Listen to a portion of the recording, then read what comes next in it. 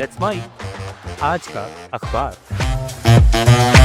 नमस्कार, let's mic में आपका स्वागत है। आज का अखबार के साथ मैं राखी जैन। द न्यूयॉर्क टाइम्स में प्रकाशित लेख, ट्रंप की जंग गरीबों पर भारी पड़ रही है। असर सबसे पहले पेट्रोल पंप पर दिख रहा है। इस लेख में अमेरिका ईरान टकराव के आम लोगों पर पड़ रहे आर्थिक असर को बहुत साफ और सीधे तरीके से समझाया गया है। लेख का मकसद ये दिखाना है कि युद्ध का असली बोझ सिर्फ देशों की राजनीति तक सीमित नहीं रहता, बल्कि आम लोगों की जेब पर सीधा असर डालता है और इसमें सबसे ज़्यादा नुकसान गरीब तबके को होता है। लेख के मुताबिक डोनाल्ड ट्रंप के फैसले के बाद ईरान के साथ बढ़े तनाव और खासकर स्ट्रेट ऑफ हॉर्मुज़ में बाधा की वजह से तेल और ईंधन की कीमतें तेज़ी से बढ़ी हैं। अमेरिका में पेट्रोल की कीमत करीब $3 प्रति गैलन से बढ़कर $4.5 तक पहुंच गई है, जबकि कुछ जगहों पर ये $6 से भी ऊपर चली गई है। डीजल की कीमतों में तो और भी तेज़ उछाल आया है, जिसका असर सिर्फ गाड़ियों तक सीमित नहीं, बल्कि हर चीज़, खाने पीने के सामान से लेकर ऑनलाइन डिलीवरी तक पर पड़ रहा है। लेख बताता है कि हर अमेरिकी परिवार को अब तक औसतन करीब $295 अतिरिक्त खर्च करना पड़ा है, जो एक हफ्ते के राशन के बराबर है। लेकिन असली समस्या ये है कि ये बोझ बराबर नहीं बढ़ रहा। गरीब परिवार जिनकी आय कम है, उन्हें अपनी कमाई का बड़ा हिस्सा सिर्फ ईंधन पर खर्च करना पड़ रहा है, जबकि अमीर तबके पर इसका असर बहुत कम है। यानी युद्ध की कीमत सबसे ज़्यादा वही लोग चुका रहे हैं जो पहले से ही आर्थिक रूप से कमज़ोर हैं। आगे लेख चेतावनी देता है कि हालात और ख़राब हो सकते हैं। अगर तेल की कीमत $200 प्रति बैरल तक पहुंचती है, तो पेट्रोल $5 से $6 प्रति गैलन तक जा सकता है। इसका मतलब है कि आने वाले महीनों में हर परिवार को सैकड़ों डॉलर और ज़्यादा खर्च करने पड़ सकते हैं और महंगाई हर चीज़ को और महंगा बना देगी, सब्जियों से लेकर हवाई यात्रा तक। लेख का एक अहम बिंदु ये भी है कि ये सिर्फ आर्थिक नहीं, बल्कि राजनीतिक मुद्दा भी बन सकता है, क्योंकि पेट्रोल की कीमतें हर किसी को रोज़ दिखती हैं। लोग इसे सीधे सरकार और नेताओं से जोड़ते हैं। ऐसे में डोनाल्ड ट्रंप की नीतियों पर सवाल उठना तय है और इसका असर आने वाले चुनावों में भी दिख सकता है। कुल मिलाकर ये लेख यही समझाना चाहता है कि युद्ध की असली कीमत आंकड़ों में नहीं, बल्कि आम लोगों की जिंदगी में दिखती है, और जब नीतियां सही संतुलन के साथ नहीं बनती, तो उसका सबसे बड़ा खामियाजा गरीब और मध्यम वर्ग को भुगतना पड़ता है। द गार्जियन में प्रकाशित संपादकीय किंग्स स्पीच पर एक ऐसे सरकार का एजेंडा जिसमें ठोस विश्वास की कमी है। इस लेख में ब्रिटेन की मौजूदा सरकार और उसकी दिशा को लेकर गंभीर सवाल उठाए गए हैं। लेख बताता है कि सत्ता में आने के बाद जिस बदलाव का वादा किया गया था, वो जमीन पर नजर नहीं आ रहा।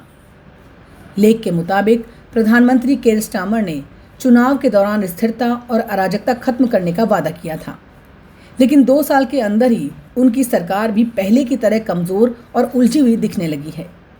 लोगों को ना तो अपनी ज़िंदगी में कोई बड़ा बदलाव महसूस हो रहा है और ना ही भविष्य में किसी ठोस बदलाव की उम्मीद दिख रही है। यानी चेंज का नारा सिर्फ नारे तक सीमित रह गया है।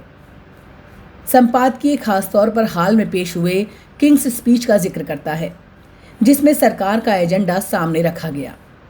इसमें कुछ ऐसे फैसले हैं जो अलग अलग वर्गों को नाराज कर सकते हैं।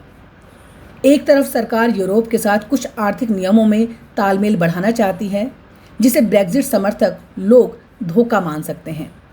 दूसरी तरफ इमिग्रेशन को लेकर सख्ती बढ़ाने की योजना है, जिससे खुद लेबर पार्टी के भीतर भी विरोध हो सकता है।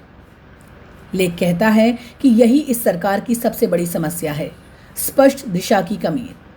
केर स्टार्मर एक तरफ ब्रेक्जिट को गलती मानते हैं और यूरोप से नज़दीकी बढ़ाना चाहते हैं, लेकिन दूसरी तरफ पूरी तरह उससे जुड़ने से बचते हैं।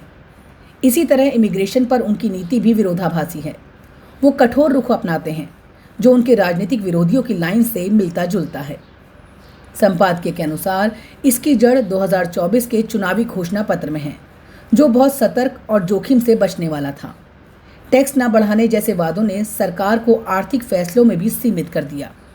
यानी सरकार अपनी नीतियां बनाने से ज़्यादा इस बात में उलझी रही कि क्या नहीं करना है, और यही उसकी कमज़ोरी बन गई। अंत में लेख ये साफ संदेश देता है कि सिर्फ सावधानी और संतुलन से सरकार नहीं चलती। अगर ठोस बदलाव करना है तो साहस, स्पष्ट सोच और मजबूत राजनीतिक इच्छा शक्ति जरूरी होती है। बिना इसके कोई भी सरकार ना तो लोगों को प्रेरित कर सकती है और ना ही लंबे समय तक टिक सकती है। अल जजीरा में प्रकाशित लेख, ट्रंप के साथ चीन गए अमेरिकी सीईओ कौन हैं और उन्हें इससे क्या फायदा होगा। इसमें अमेरिका और चीन के बीच चल रही आर्थिक और राजनीतिक खींचतान के बीच एक अहम तस्वीर सामने रखी गई है, जहां राजनीति के साथ साथ बड़े कारोबारियों के हित भी जुड़ गए हैं।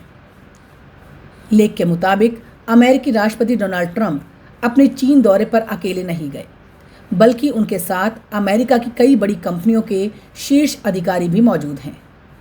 इनमें Elon Musk, Tim Cook, Jensen Huang, Larry Fink और जैन फ्रेजर जैसे बड़े नाम शामिल हैं। ये सभी चीन के राष्ट्रपति शी जिनपिंग से मुलाकात के दौरान मौजूद रहे और उन्होंने खुलकर कहा कि वो चीन के बाजार को बहुत अहम मानते हैं। लेख समझाता है कि इन सीईओ के लिए चीन सिर्फ एक देश नहीं, बल्कि एक बहुत बड़ा कारोबारी अवसर है। टेक कंपनियां चीन पर मैन्युफैक्चरिंग, सप्लाई चेन और मार्केट तीनों के लिए निर्भर है। जैसे एलन मस्क की कंपनी टेस्ला का सबसे बड़ा प्रोडक्शन हब शंघाई में है, जबकि टिम कुक की एप्पल अपने ज़्यादातर आईफोन चीन में बनाती है।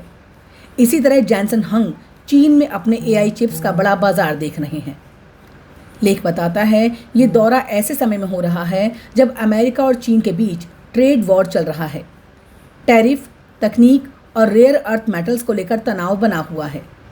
ऐसे में ये कारोबारी नेता चाहते हैं कि दोनों देशों के बीच रिश्ते सुधरें ताकि उनका व्यापार बिना रुकावट चलता रहे। वहीं दूसरी तरफ डोनाल्ड ट्रंप का मकसद भी साफ है। वो चीन से ऐसे समझौते चाहते हैं जिनसे अमेरिकी कंपनियों को ज़्यादा फायदा मिले, निवेश बढ़े और वो इसे अपनी राजनीतिक सफलता के तौर पर पेश कर सके, खासकर आने वाले चुनावों से पहले। लेख का निष्कर्ष यही है, ये दौरा सिर्फ कूटनीतिक नहीं बल्कि बिजनेस और राजनीति का मेल है। जहां एक तरफ कंपनियां अपने फायदे के लिए रास्ता तलाश रही हैं, वहीं नेता इस पूरे खेल को अपनी घरेलू राजनीति और लोकप्रियता से जोड़कर देख रहे हैं। द हिंदू में प्रकाशित संपादकीय इम्तिहान लेने वाली मुश्किलें, राष्ट्रीय परीक्षा एजेंसी और नीट यूजी 2026, इसमें एक बहुत गंभीर सवाल उठाया गया है। क्या देश की सबसे अहम प्रवेश परीक्षा कराने वाली संस्था पर अब भरोसा बचा है या नहीं। लेख साफ तौर पर कहता है कि नीट यूजी 2026 का रद्द होना सिर्फ एक परीक्षा का रद्द होना नहीं है, बल्कि ये उस पूरे सिस्टम की नाकामी का संकेत है जिस पर लाखों छात्रों का भविष्य टिका होता है।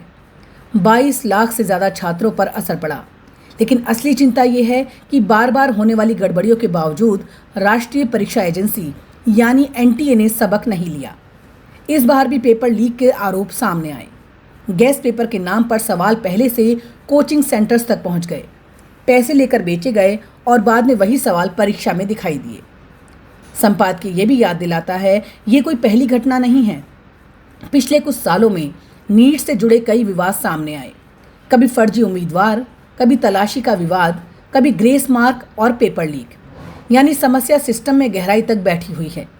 इसके बावजूद एनटीए बार बार छात्रों के हित और भरोसे की बात करता है, लेकिन संपादकीय सवाल उठाता है जब बार बार गड़बड़ी हो रही है तो भरोसा आखिर किस बात का। संपादकीय का एक अहम हिस्सा सुधार की बात करता है। के राधाकृष्णन कमेटी की सिफारिशों का जिक्र करते हुए कहा गया है कि परीक्षा प्रणाली को पूरी तरह से मजबूत और सुरक्षित बनाने की ज़रूरत है, जैसे बहुचरणीय परीक्षा, टेक्नोलॉजी का बेहतर इस्तेमाल और राज्य स्तर पर मजबूत निगरानी। लेकिन सबसे बड़ी बात यह है कि एनटीए के ढांचे में ही सुधार ज़रूरी है। कुल मिलाकर ये संपादकीय यही कहना चाहता है कि नीट जैसी परीक्षा का मकसद पारदर्शिता और एकरूपता लाना था, लेकिन हकीकत इसके उलट है। अगर जल्द ही ठोस सुधार नहीं किए गए तो ये सिर्फ एक परीक्षा की नहीं बल्कि पूरे शिक्षा तंत्र की विश्वसनीयता पर सवाल खड़ा कर देगा। आज का अखबार में इतना ही। जुड़े रहिए लेट्स माइक के साथ। नमस्कार। आप सुन रहे थे let's mike more than radio. Follow कीजिए हमें हमारे सोशल मीडिया प्लेटफॉर्म्स पर। It's time for news. It's time for more than radio. Presenting the first radio news app, Let's Mic. Let's Mic, a news-based app on your phone where you get to watch and listen news, talk shows, interviews, radio show podcasts,